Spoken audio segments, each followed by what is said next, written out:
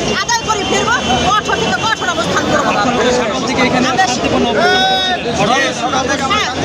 আমরা সকাল থেকে শান্তিপূর্ণভাবে অবস্থান করছিলাম, কিন্তু আমাদের ইতিমধ্যে তারা কি ভাবলো, কি মনে করলো, হয়তোবা তারা এটাও একটা ইস্যু দাঁড় করতেছে যে আপনাদের করতেছিলাম, আমরা অন্য গ্রুপ করতেছি। এটা হচ্ছে তাদের একটা ইস্যু। কারণ আমরা তো জানি যে ফ্যাসিস্ট সরকারের আমলে কিছু পুলিশ বাহিনী এখনো আছে। কারণ আমরা বিভিন্ন আন্দোলনে দেখেছি যে সামনে থেকে না, পিছন থেকে কিছু পুলিশ এসে তাদেরকে মারে, কিছু পুলিশ টিয়ার সেল নিক্ষেপ করে, কিছু লাঠি পেটা করে। আজকে যখন আমি দৌড় দিয়েছিলাম, তখন একজন পুলিশ সে আমাকে এরকম লাঠি দিয়ে এরকম করতেছিলেন। আমার একটুর জন্য আমার পায়ে আঘাতটা লাগে নাই। যদি একটা আঘাত লাগতো তাহলে তো আমি অবশ্যই দাঁড়াই এখানে কথা বলতে পারতাম না। এখন আমি হয়তো থাকতাম ওখানে, কোনো শিক্ষক আমার মাথায় পানি ডালতো, না হয় আমি থাকতাম এখন মেডিকেলে। তাহলে আপনারা বলেন, আমরা যে মেডিকেলেও যাবো সেই টাকাটাও তো আর আমাদের কাছে নাই। আজকে আমরা দেখা গেছে 3 দিন এখানে আসছি, 3 দিন এখানে ব্যাংকারে থাকছি, এখানে খেয়ে না খেয়ে একটা রুটি খেয়ে জীবনযাপন করতেছি, একটা রুটি একটা কলা।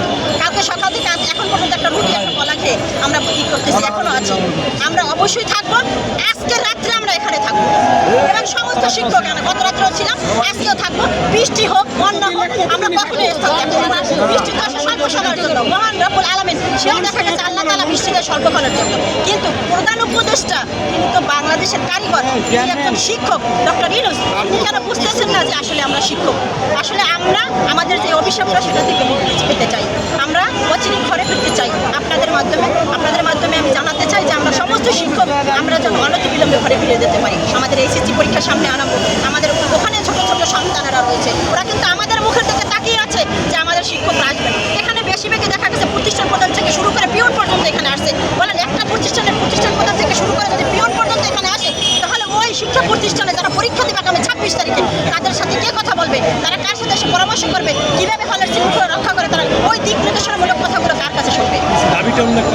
আমাদের দাবি হচ্ছে একটাই, স্বীকৃতিপ্রাপ্ত যত প্রতিষ্ঠান আছে সব স্বীকৃতি বলতে 5, 10, 20 বুঝি না, আমরা বুঝি যার স্বীকৃতি আছে সে হোক 1 বছর কি 2 বছর হয়েছে স্বীকৃতি হয়েছে, সকল প্রতিষ্ঠান একযোগে এমপিও ঘোষণা করুক। কারণ অনেক শিক্ষা প্রতিষ্ঠান আছে 20 বছর, 10 বছর, 25 বছর স্বীকৃতি হয়েছে, তারা এমপিও পায়নি। সে কথা না, আমি 20 বছর কষ্ট করেছি, তার জন্য যে আমার আরেকজন সহকর্মী সে 20 বছর কষ্ট করবে, এটা আমরা মানতে নারাজ। স্বীকৃতি যার আছে সে এমপিও পাবে, এটা আমাদের একমাত্র দাবি। আমার পরিচয়, আমি মোসাম্মদ সামিয়া শিমু, পটুয়াখালী জেলা অধ্যক্ষ উদয়ন ভাষা শহীদ আব্দুল জব্বার মেমোরিয়াল কলেজ।